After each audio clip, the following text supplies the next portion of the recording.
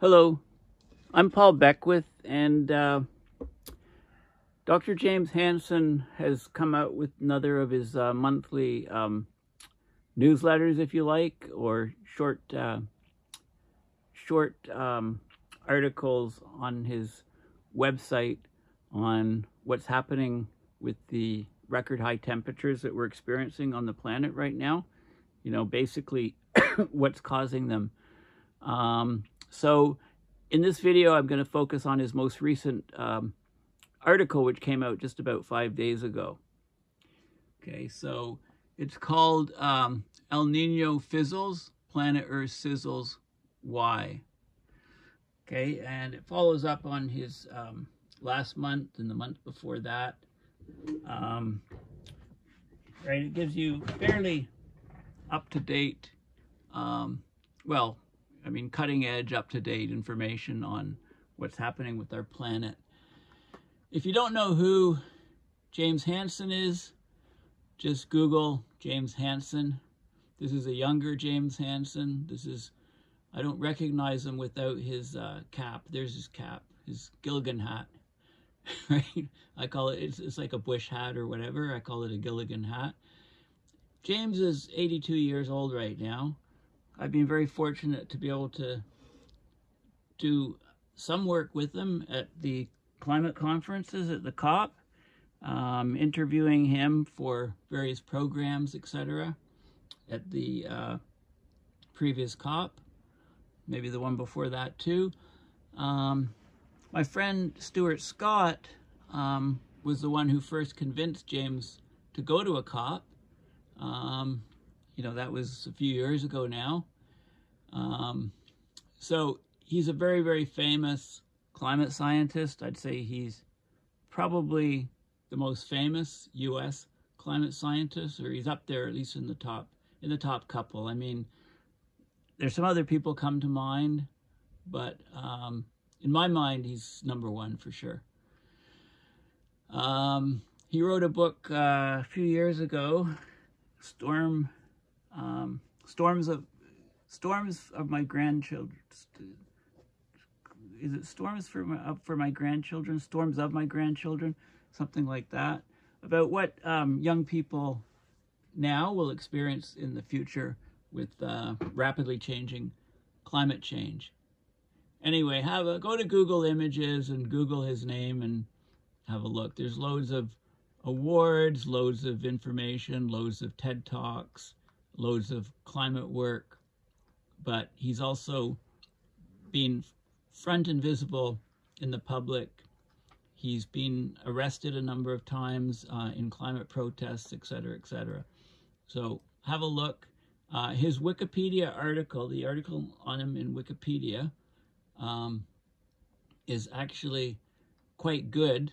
You know, one of his most famous, it says here he's best known for his research in climatology, his 1988 congressional testimony on climate change that helped raise broad awareness of global warming, and his advocacy of action to avoid dangerous climate change. In recent years, he's become a climate activist to mitigate the effects of global warming on a few occasions, leading to his arrest. One of his most recent papers is Global Warming in the Pipeline. You know, his notes every month, they're excellent. He's working on a book called Sophie's Planet, Sophie being one of his grandkids.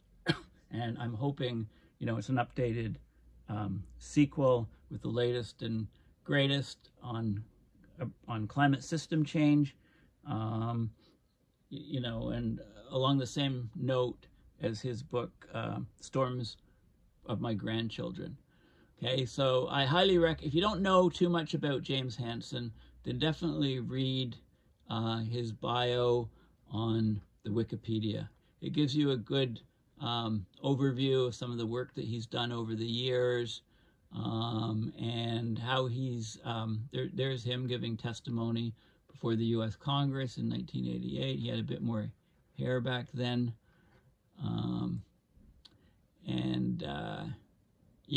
It's quite detailed. Here's him being arrested at a demonstration outside the White House back in 2011. It seems so much more recent than that, but 2011. Okay, so he's when he talks about climate or anything else, you really need to listen. And within a month, I'll probably be doing an interview with him over Zoom for the Climate Emergency Forum, and also he's going to be at the COP28 in Dubai. So if I go, I'll be doing some work with him. I'm still sitting on the fence at the moment with that, attending this year. This is his Columbia University, columbia.edu. He's head of the Climate Science Awareness and Solutions Program at the Earth Institute at Columbia University. And these are his recent communications, so I'll talk about his most recent one here. El Nino fizzes, planet Earth sizzles. So this is it. El Nino fizzles, planet Earth sizzles. So let's talk about this. This is a very important graph. It plots global temperature relative to the 1880 to 1920 mean for each month. It plots the 1997 to 98 is the blue, and it plots it for 2 years, the year the El Nino starts and the next year. So there was a very powerful El Nino in 97, 98, started building up here. It peaked in early the year after it started, and set all kinds of records back then. And the denialists loved it because they used that year. They kept referring to that year and saying planet hasn't warmed since that year, right? Doing the usual unscrupulous, unethical, crazy BS type stuff that climate deniers do. The green is the 2015 to 2016 El Nino. Now these were both super El Ninos, so this is the temperature plot, and you can see the envelope, the gray envelope is the maximum in each month. Okay, so the gray envelope here and the gray envelope here are the same, right? That's the maximum temperature for a given month, monthly average temperature. So what you can see is most of those years here are from the 2015-26 El Nino, and you can see how it built up over time and peaked early in the second year, in the year after it originated. And here's where we are in 2023 right now. So look at these phenomenally high temperatures here. We're already way above the records for that month. In fact, for the last 4 months for June, July, August, and September, we exceed it. September blew away the charts. This temperature reached over 1.7 degrees Celsius relative to the pre-industrial or the 1880 to 1920 mean. And if you compare the 2023 El Nino to the 2015 situation, we're well above it. We're like, I mean, this beat the record by about half a degree, about 1.7, about just over 1.2, almost half a degree. This if you look at the red dots relative to the green, the previous El Nino, we're exceeding it by about 0.44, approaching half a degree again. So, and this El Nino is not as powerful so far as previous El Ninos. It may not even turn out to be a super El Nino. That's the title. El Nino could, fizzle. I wouldn't say fizzle, but it might not be a super El Nino. The jury's out on that.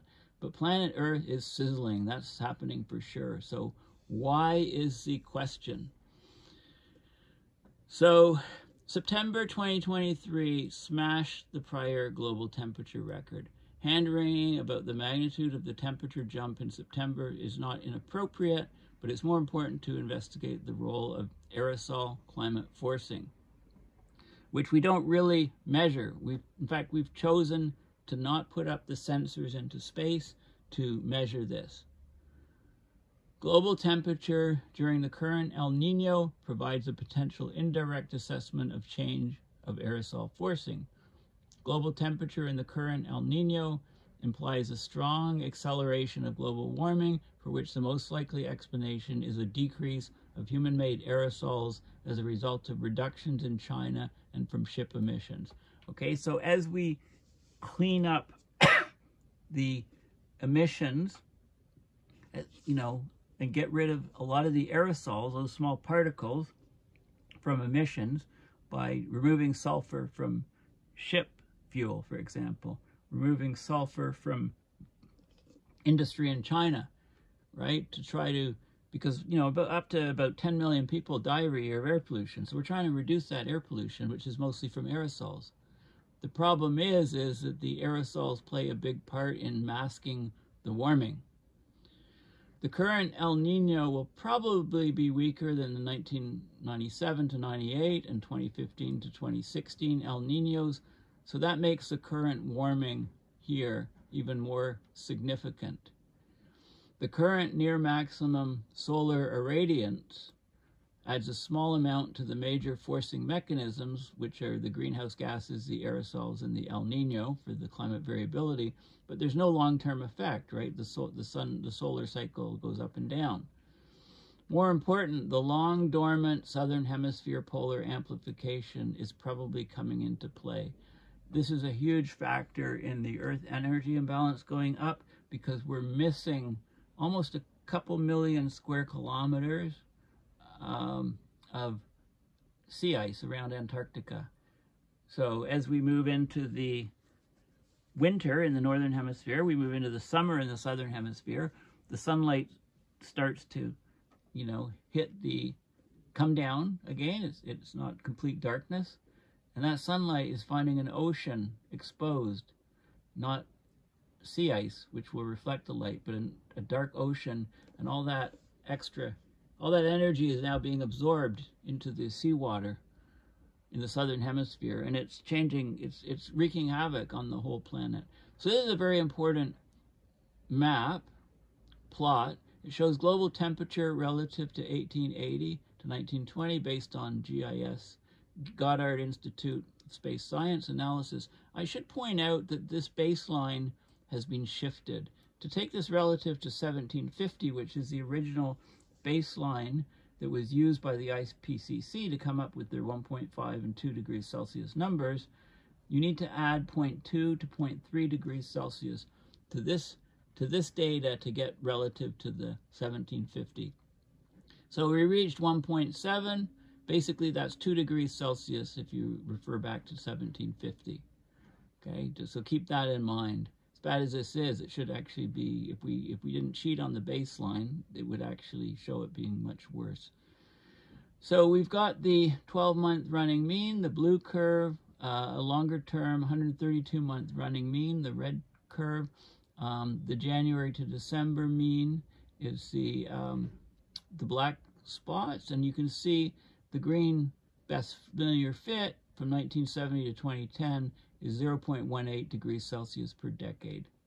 Okay, and then this is what it would be if it continued. But because of the drop of aerosols and the accelerated warming that we're seeing, we're trending between these two yellow lines, between in the yellow band rather, between the two black lines.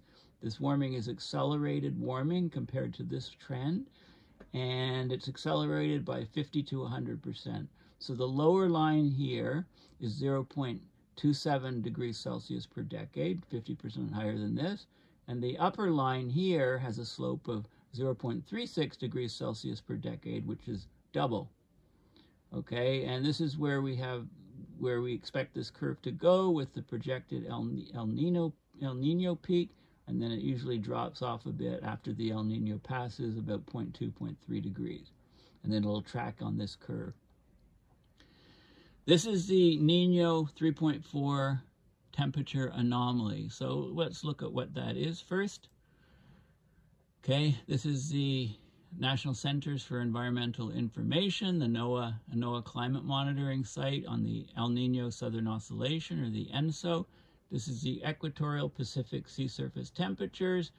This is known as the Nino 4 temperature, the temperature in this band. This is the Nino 3 temperature in this red band. This is Nino 3.4, it's a mix of it's an overlap of the 3 and 4. It's this region, and then there's a Nino 1 plus 2, which is this region here. Okay, so that just shows you, and there's some more information on the oceanographic Nino index, the ONI, you know, where we are. So July, August, September of 2023, we were 1.3 degrees Celsius. We're probably getting to at least 1.5, but if you look at the 2015, 2016, we were 2.6, and in the 1996, 97, we were 2.4. So these were, and even this one here is 2.2. So 1982, 96, 97, 98, 2015, 2016. So we're, you know, we're a small effect from El Nino right now. So why are the temperatures skyrocketing here? Okay. September global temperature anomaly leaped to more than 1.7 degrees Celsius relative to the 1880 to 1920 mean. Public discussions focused on the remarkable magnitude of this anomaly. It exceeds the prior warmest September in the period of instrumental data by about ½ degree Celsius.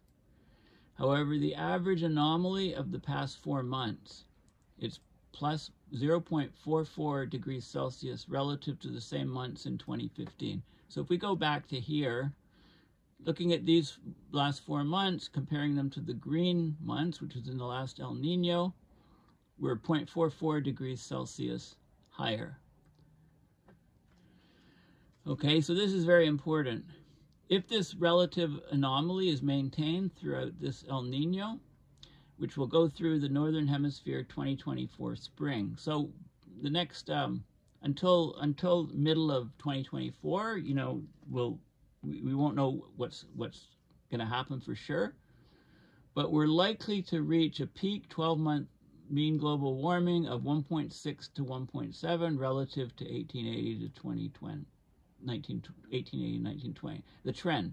Now add 0.2 to 0.3 to this, you get, you know, you get 1.8 to 1.9, or you get 1.9 to 2 degrees Celsius. We're hitting actually that 2 degrees Celsius relative to 750. So hang on to your hats. There's a decline of global temperature that follows the El Nino peak from 0.2 to 0.3 Celsius. So if this El Nino peak is as high as we project it will be, global temperature will oscillate above the yellow region, you know, as we move forward, following the faster rate of change. Okay, the 1.5 global warming level will have been reached for all practical purposes. There will be no need to ruminate for 20 years about whether the 1.5 sea level has been reached, as the IPCC proposes. That's absurd and crazy, and, you know, it's like not accepting the reality. Look, 1.5 is going to be in the rearview mirror very, very soon. And because of Earth's enormous energy imbalance, the global temperature will keep rising, you know, between those, in that yellow region here, and the Earth energy imbalance, let's have a look. I think it was better in the last paper. Yeah, this was in the last, a month ago. This shows the Earth energy imbalance in watts per square meter. You know, it's gone up significantly since 2010. This is the average for this time period. And then it notched up here to 1.12. It notched up to 1.36. It's pushing up to 2 degrees. Or 2 watts per square meter above. So as long as the Earth energy imbalance is positive, you get warming, and because it's more and more positive, you get more and more warming. It's as simple as that. Okay, these high temperatures are occurring despite the fact that the current El Nino may not even qualify as a super El Nino compared to those of 1997-8, 2015, 2016. The Nino 3.4 index is now about 1.5C, plus 1.5C, but in assessing El Nino's strength, we should account for the warming trend due to the net human-made climate forcing, right? The background trend. So if you detrend it, you know, and it's about, you know, is to detrend it. The 1997 to 98 and 2015 to 2016 El Niños seem to be equally strong. Okay, but the you know, without detrending it, then the 97 to 98 seems stronger. Okay, we don't know for sure with the present El Nino, but the early data do not suggest a very strong El Nino, and that's going back to this figure here, figure 4 here. Okay, so I'll look at these maps. It doesn't suggest a very strong El Nino. We'll have a look at that in a minute. Okay, so we have to wait a few months, 6 months at the most, to accurately assess the current El Nino. So stay tuned. This is surface temperature anomalies during the past 2 super El Ninos and the first 4 months of the current El Nino. So this is this is June, July, August, September, October, November, and so on for the 1997 to 98 El Nino, and you can see it developing here, getting stronger here, being really, really strong throughout the winter, and then fading a bit after March, April, May, June, July, August, okay? So that's the super El Nino in 97, 98. These are the trend, and these temperatures are how much higher the global temperature average is. This is the 2015 to 2016 El Nino, right? Started off a bit weaker.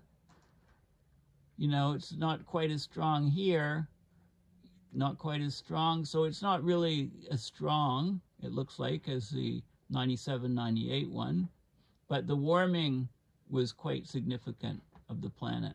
A lot more warming in the northern hemisphere, for example. This is the 3 months, June, July, August of 2023. You can see the El Nino here picking up. It's picking up here, but again, it doesn't look like it's as strong as these guys. So it may not be a super El Nino. This is, of course, September only. It's not September. We don't have data for October and November in yet. Okay, so the jury's out. We'll see, you know, over the next say 8 months up until the middle of next year.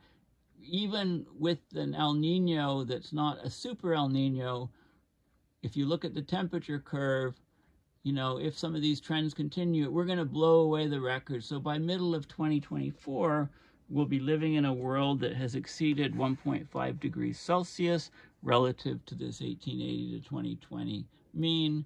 The final months, about middle of 2024, we're likely to hit about 1.8 at least. I mean, look, we're heading there. Saying 1.8 above is not a stretch, of course. Right? So we're in the soup, basically, and we're going to see lots of weird, abrupt climate system events that shock the world. Oh, I never thought this would happen. Oh, you know, it's going crazy. Well, no, you can expect it, okay? Expect it. When it happens, tell people, show people this work and say, yeah, you knew, like, you knew a year ago, a year previous, okay? The 2 dominant global climate forcings by far are human-made greenhouse gases and human-made aerosols. Okay, although the greenhouse gas changes are monitored precisely, so we know the climate forcing from the greenhouse gases, the aerosol forcing is not similarly available. We've chosen not to have the instrumentation on satellites to measure directly the Earth energy imbalance and the aerosol forcing. In order to measure it, direct measurements of aerosol climate forcing requires global monitoring, not just of aerosol and cloud particle microphysics. Well, not just aerosols, but also cloud particle microphysics. Because the principle, you have the direct effect of aerosols, and you have the indirect effect. The indirect effect is how they act as cloud condensation nuclei and affect the cloud microphysics. Okay, so those are the principal aerosol forcings. The principal aerosol forcing is via the indirect effect, the effect of aerosols on cloud microphysics. So if we were to monitor aerosol and cloud particle monitoring with sufficient accuracy, we would need to have a polarimeter instrument on the satellite to look at different polarizations of light, because light scattering is anisotropic, so it's different in different polarizations, and a high precision infrared spectrometer. And if these two devices were on the satellite in near polar orbit, we could measure these things directly. Although such measurements are possible, it was decided not to include them in NASA's Earth Observing System. And you can see the reasons why in last month's article by Hansen, and in the previous to that. He's talked about it quite a bit over the years, especially, more so in the last few months. So we must estimate the aerosol forcing effects. An indirect indication of global aerosol forcing will be provided by the magnitude of global warming at the peak of the current El Nino, and that's expected to occur in the spring, within the next 6 months. A moderate reduction of global aerosol amount has occurred due to reduced aerosol precursor emissions in China and from ships. Okay, so aerosols are being cut down in Chinese industry, but also marine shipping traffic, as is mentioned in detail again in the previous 2 articles in the last 2 months. So instead of aerosols reducing the rate of global warming, aerosol reductions are adding to global warming, because this is causing an apparent acceleration of global warming, which was kind of masked a bit with the recent prolonged La Nina. But now the El Nino's here, it's all becoming exposed. Okay? Especially, the La Nina, the recent La Nina was strong compared to the La Ninas in the 70s, mid-70s, and late 90s. Okay, so El Nino provides a crude measure of possible acceleration of global warming. It's showing a 50% acceleration of the long-term global warming rate, which is 0.18 degrees Celsius per decade. It's shown by the lower edge of the yellow region in figure 2, right? So the lower curve is a 50% acceleration, and a doubling or 100% acceleration is the upper part of the curve. And I can't emphasize that more strongly. This is key for our future. Okay, it's difficult to predict future aerosol climate forcing, but we do expect a continual decline of the aerosol effect because of desire to reduce particulate air pollution, which causes several million deaths per year. Well, it's actually, some reports say it's closer to 10 million per year, others say 8 million. Huge amounts just from burning fossil fuels, burning coal, burning oil. Much of the aerosol pollution arises from fossil fuels, so as we move to cleaner energies, aerosol amount should decline and unmask the greenhouse gas warming that's being compensated by aerosol cooling. Long ago, this has been described as a Faustian bargain, right?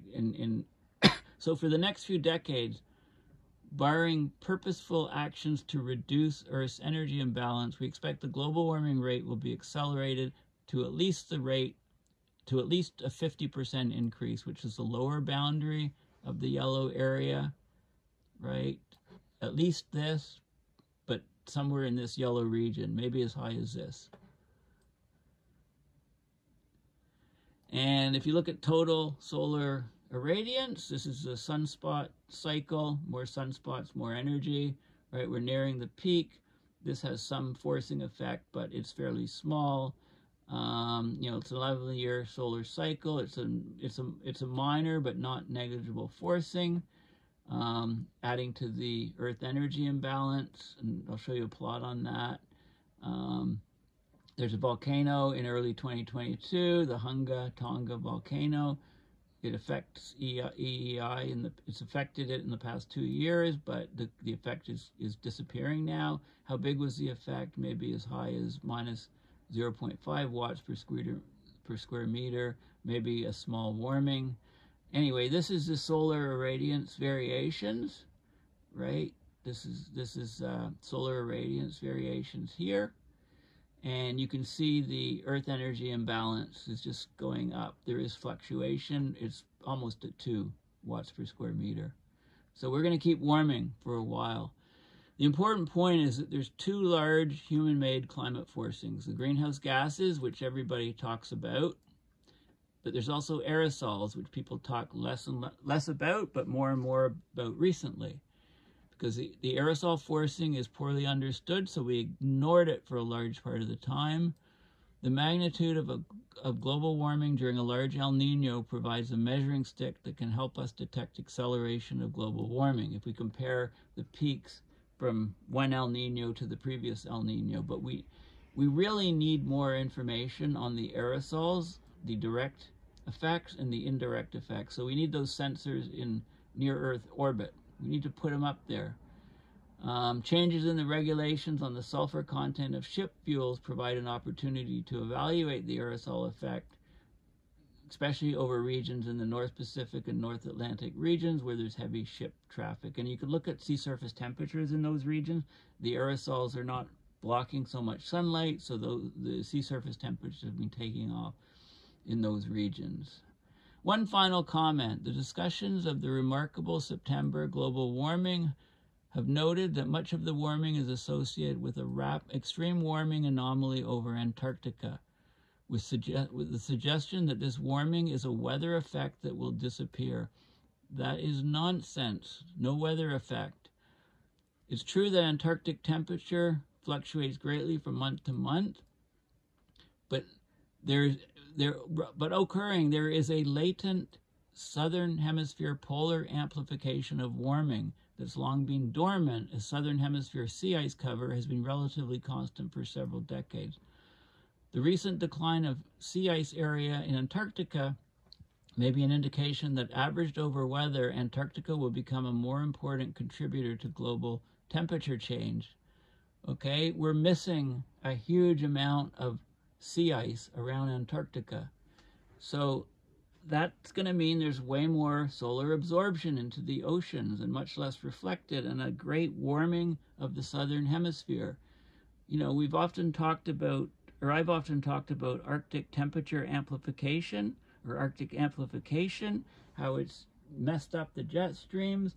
Well, there is Antarctic amplification, and it's going to get much, much higher and more severe and affect the entire planet's climate, because we're missing all of that Arctic sea ice. How much are we missing? Well, go to the National Snow and Ice Data Center, just Google it, and you can see, here's an article that was published a couple weeks ago about the Arctic melt season ending, and then it goes on and talks about compare September of 2023 to other years. This is in the Arctic. Right? And now if you look at the Antarctic sea ice extent, look at how low it is. This is 2023. You know, all the other years are bunched together here, and 2023 is ridiculously low. And if you look at the scale, one full division here is about 2 million square kilometers of ice. We're missing not 2, but maybe 1.8 or something million square kilometers of ice over this entire time period. Right? And we're heading into the southern hemisphere summer. So watch out. And you can read details on what Antarctic sea ice is doing, but the extents that we're seeing are far outside anything observed in the modern satellite record that began in 1979. We're just missing a whole ton of ice. Like, look, here's sea ice extent, average June to August, right? It's dropped off a cliff. Dropped off a cliff.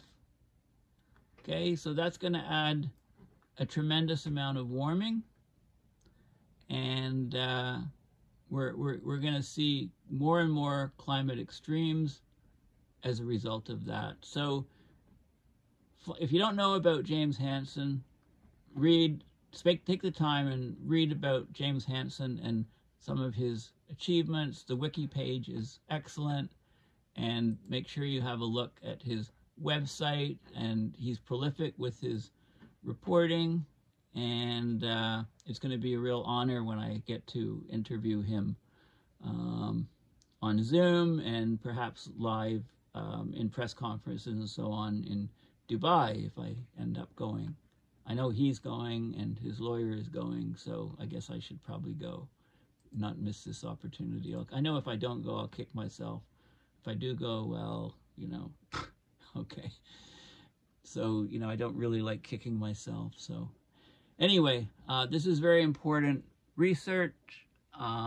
So when you see record temperatures breaking around the Earth, you know, as we complete 2023 and into 2024, you will know why, okay? So don't, you know, if somebody says, wow, I can't believe how this happened, make sure you refer them to this paper, these papers, and there'll be other ones coming out month to month to see how things are progressing. So thank you for listening. Please consider donating to my PayPal on my website, paulbeckwith.net, to support my research and videos. So thanks again, and bye for now.